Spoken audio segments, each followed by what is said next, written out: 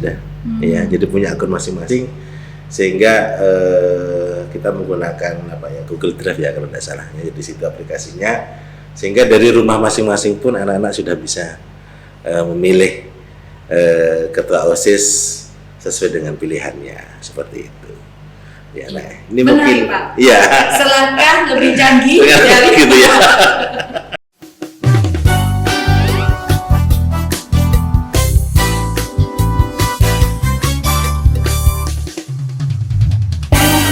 Jumpa kembali bersama kami di Bromo Podcast, Ngobrol Demokrasi Podcast resmi KPU Kabupaten Probolinggo.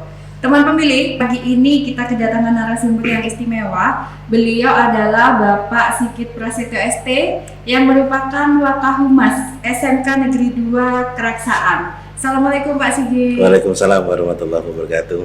Waalaikumsalam. Gimana kabarnya Mbak Dini? Alhamdulillah Pak, baik. Pak Sigit gimana, apa kabar? Alhamdulillah tambah gemuk. Pokok sehat Pak ya. Alhamdulillah pokok sehat. Oke, lama enggak? Lama Pak ya. Reuni ini ceritanya ini. Iya. Pak. Oke. Jadi baik teman pemilih, langsung saja ya kita berkenalan dengan narasumber kita. Monggo Pak, saya persilahkan Bapak untuk memperkenalkan diri kepada teman pemilih. Baik, terima kasih Mbak Dini atas waktunya. Alhamdulillah hari ini saya diberi kesempatan diundang oleh Bromo Podcast KPUD Kabupaten Probolinggo, dan ini tadi yang sudah saya singgung, ini saya reuni di sini. Karena beberapa tahun kemarin, alhamdulillah KPUD ini dulu tempat main saya. Nggak tahu waktu ya, pagi, siang, sore, malam, subuh gitu. Tempat main yang horor Pak ya. Tempat main yang horor.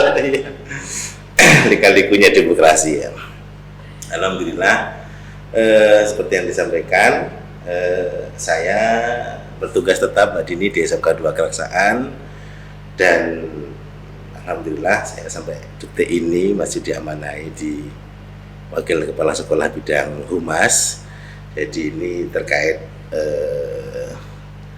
komunikasi lembaga dengan masyarakat, dengan instansi, dengan industri, itu insya Allah nanti di bawah kehumasan seperti itu. Dan sepintas saya mungkin perlu menyampaikan atau kronologi perjalanan karir saya. Jadi saya masuk di SMK 2 itu mulai tahun 2008. SMK 2 itu berdiri tahun 2005. Jadi waktu itu memang masih masih usia muda ya.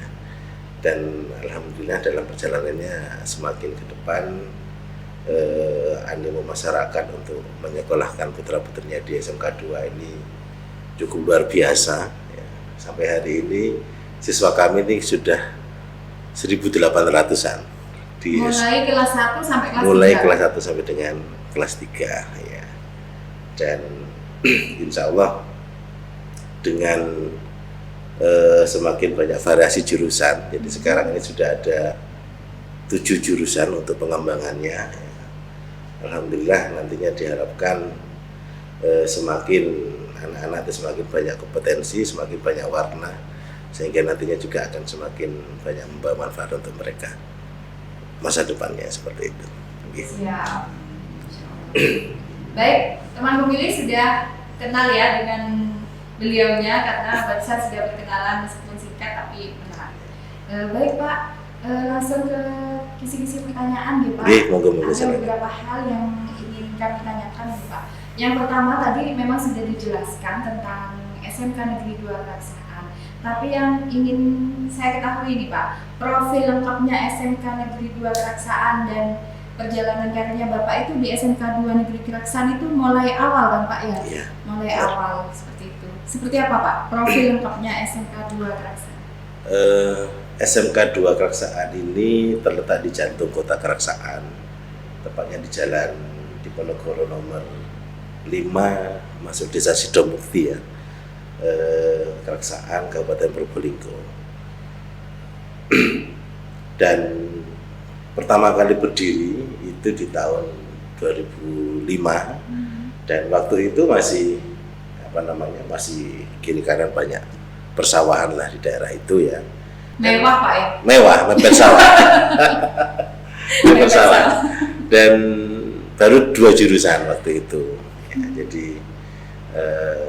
teknik otomotif, RPL. Nah kemudian seiring berjalannya waktu terus berkembang sehingga ada muncul jurusan gambar bangunan, kemudian teknik elektronika industri, kemudian tata busana, ya, kemudian yang otomotif sendiri pecah menjadi TKR dan TBSM. Nah ini sekarang malah kita sudah ada satu jurusan yang dikenal di masyarakat itu PGB Class.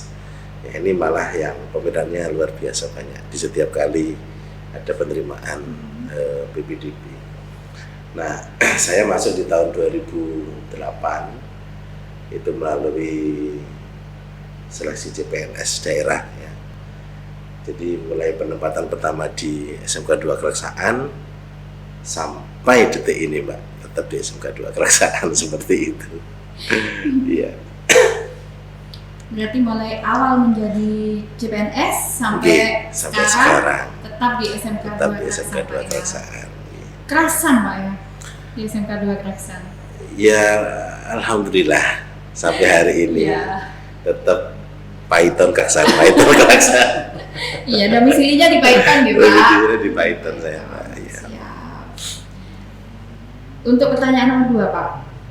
Kegiatan apa saja yang telah dilakukan SMK 2 Keraksaan dalam pendidikan demokrasi kepada pemilih pemula yang merupakan siswa-siswi di SMK 2 Keraksaan? Jadi seperti kita ketahui teman pemilih, di setiap jenjang SMK, MA atau SMA, SMU itu terdapat pemilih pemula. Jadi pemilih pemula itu pemilih baru pada usia 17 tahun yang baru akan memilih.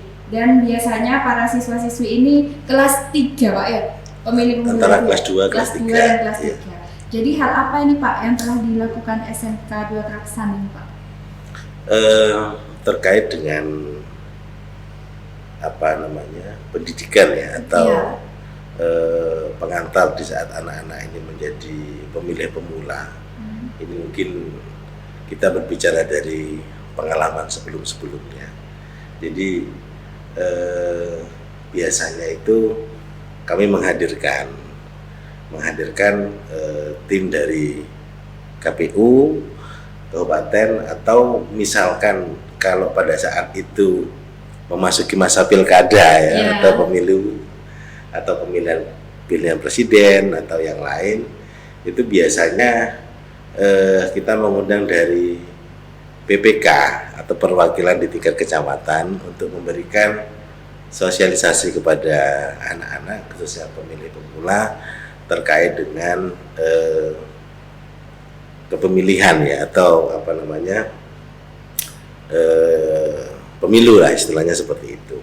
Nah sehingga diharapkan anak-anak itu bisa paham demokrasi, bisa melek demokrasi, sehingga sadar akan manfaat kita sebagai pemilih yang baik seperti itu. Siap. Jadi memang dilakukan sosialisasi. Selain mungkin ada seperti kurikulum mata pelajaran PKN mungkin Pak, atau apa pada kelas-kelas 1 atau 2? Kalau kegiatan pembelajaran mungkin secara spesifik saya belum tahu ya untuk ininya ya. Tapi kalau melihat dari sisi usia secara otomatis insya Allah dari mata pelajaran khususnya yang terkait dengan hal-hal kepemiluan, insya Allah itu sudah disampaikan dan disinggung menyesuaikan dengan kondisi pada saat itu. Siap. Ini yang kepingin saya tanyakan lagi Pak ya. Di sekolah itu kan ada OSIS ya Pak? Ada, ya. Nah, kalau di SMK 2 ini Pak, pemilihan OSIS itu dipilih secara langsung ataukah seperti apa? Jadi kadang ada Pak beberapa sekolah juga menyelenggarakan pemilihan OSIS, pinjem kotak suara dan pilih ke sini. Jadi itu merupakan sarana awal mengajarkan bagaimana para siswa yang pemilih pemula itu nantinya untuk menggunakan hak pilih secara demokrasi. Diawali dengan pemilihan OSIS. Di SMK 2 menggunakan metode seperti itu atau tidak, Pak? Iya. Jadi ini sangat menarik sekali ya, dan mungkin nantinya juga bisa dikembangkan ke depannya. Jadi dari awal sebenarnya sistem demokrasi itu sudah kita ajarkan kepada anak-anak, baik itu pemilihan tadi yang disampaikan ketua OSIS atau mungkin ketua kelas ya, dari lingkup yang paling kecil kan ketua kelas ya. Ketua kelas. Nah, jadi itu sudah diajari demokrasi, milih yang calon-calon yang terbaik, kemudian dipilih salah satu yang memang layak untuk dijadikan sebagai seorang pemimpin.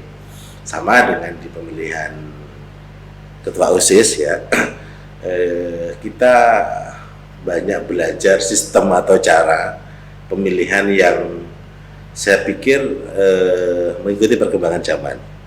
Jadi yang pernah kita laksanakan di sana adalah pemilihan secara langsung. Ada bilik suara, ada surat suara ya, itu pernah kita lakukan. Terus kemudian dengan secara e-voting ya, e-voting pernah kita lakukan. Jadi kita nyiapkan tempat, kemudian ada beberapa bilik ya, kemudian dari bilik-bilik itu kita siapkan seperangkat komputer.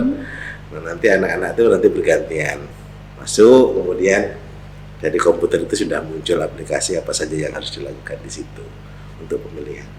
Dan yang terakhir kemarin Mbak Dini, kita sistem e-voting karena pada saat itu pandemi ya, sehingga tidak bisa menghadirkan anak-anak datang ke sekolah, sehingga kita menggunakan sistem e-voting, menggunakan HP sendiri-sendiri, dan anak ini sudah dibekali akun masing-masing sudah, ya, jadi punya akun masing-masing, sehingga kita menggunakan Google Drive ya kalau tidak salah, ya, di situ aplikasinya, sehingga dari rumah masing-masing pun anak-anak sudah bisa memilih ketua OSIS sesuai dengan pilihannya, seperti itu. Ya, nah, ini menarik, mungkin, Pak. Iya. Selangkah lebih canggih dari gitu ya. Nah itu, lebih canggih. itu bisa dikembangkan ke depannya. Insya Allah nanti mungkin visi-visi untuk pemilu ke depan mungkin juga pakai pemilu. Pemilu ya. Amin. Yang akan saya tanyakan tadi nih Pak, bagaimana respon siswa-siswi itu kepada kegiatan pemilihan yang ketua OSIS maupun ketua kelas Pak seperti itu. Jadi apakah dalam tanda kutip apakah ada yang golput, males milih misalnya seperti itu Pak? Hal seperti itu saya pikir manusiawi ya. Iya, karena namanya anak-anak, apalagi anak-anak. Jadi ketertarikan atau rasa peduli itu memang harus perlu kita pupuk ya, khususnya kepada anak-anak sejak dini, supaya mereka pada akhirnya memiliki rasa kepedulian ya. Jadi contoh seperti kegiatan e-voting itu, partisipasi siswa pada saat itu kurang lebih hanya 60-65% ya. Nah, ini memang banyak faktornya. Yang pertama adalah karena di rumah masing-masing tidak ada pengkondisian yang sistematis ya. Jadi sehingga anak-anak kadang semaunya sendiri seperti itu. Kemudian informasi yang atau sosialisasi yang kurang maksimal karena keterbatasan waktu atau mungkin karena media ya, sehingga anak-anak itu kadang tidak semua terjangkau. Ya, kadang di rumah alasannya tidak punya paketan, habis paketannya atau tidak ada sinyal. Nah, itu kan kadang menjadi kendala juga di lapangan. Iya, atau lupa. Kalau lupa itu repot. Iya, lupa. Jadi hampir sama dengan yang terjadi di masyarakat lah ya. Apalagi kadang kita bisa membaca dinamika, kalau kalau pilihan pilkades ini malah yang tambah seru, Mbak. Nah, ini ada apa ini? Ya, jadi ya itulah. Dan ini hampir merata di mana-mana seperti itu. Ya. Siap. Pertanyaan ketiga ini, Pak. Pesan apa yang ingin Bapak sampaikan kepada para pemilih pemula ini, adik-adik siswa-siswi para pemilih pemula dalam menyambut pemilu dan pemilihan tahun 2024? Oke. Jadi sekarang ini zaman milenial. Zaman milenial itu tingkat usia muda produktif ini secara demografi lebih banyak memang anak mudanya ya. Ini adalah sebuah potensi yang luar biasa yang dimiliki oleh bangsa Indonesia ini apabila memang benar-benar bisa memaksimalkan masa milenial ini. Diharapkan untuk kepada anak-anak milenial atau anak-anak pemula ya, mau tidak mau untuk kondisi sekarang kita memang harus menerima sistem demokrasi. Itu yang pertama ya. Dan sistem demokrasi ini adalah untuk saat ini adalah solusi yang terbaik dalam menentukan masa depan bangsa. Nah, oleh karena itu diharapkan jangan anak-anak muda ini selaku generasi penerus bangsa ini a priori jangan sampai, tapi harus bersikap aktif, positif, proaktif untuk turut serta mendukung ya agar demokrasi ini bisa berjalan dengan baik, dan yang jelas suara mereka ini pastinya nanti akan menentukan masa depan bangsa. Nah, oleh karena itu harapan kami ya para pemilih pemula ini nantinya benar-benar juga memiliki rasa tanggung jawab ya, karena nasib bangsa ini tidak hanya ditentukan oleh 1-2 orang, tapi ditentukan oleh seluruh suara rakyat Indonesia. Seperti itu. Siap, Pak. Itu ya, Mbak ya? Iya, siap. Jadi pesannya menarik sekali. Ayo teman pemilih, untuk pemilih pemula khususnya kita harus bertanggung jawab dalam menggunakan hak pilih kita untuk kemajuan bangsa, Pak ya. Kemajuan bangsa Indonesia ke hal yang lebih baik lagi. Dan selalu positif. Selalu positif. Hal, Pak, ya. Iya benar. Baik teman pemilih, luar biasa menarik podcast kita hari ini, Pak. Banyak hal menarik yang kita dapatkan. Terima kasih kepada Pak Sigit atas berkenannya hadir mengisi podcast kita di Bromo Podcast. Tetap sehat Pak Sigit ya. Oh iya, tetap sehat. Itu yang utama, itu tetap semangat. Baik teman pemilih, sekian podcast kita pada kesempatan kali ini. Kami mohon maaf apabila terdapat kesalahan. Tetap sehat, tetap semangat.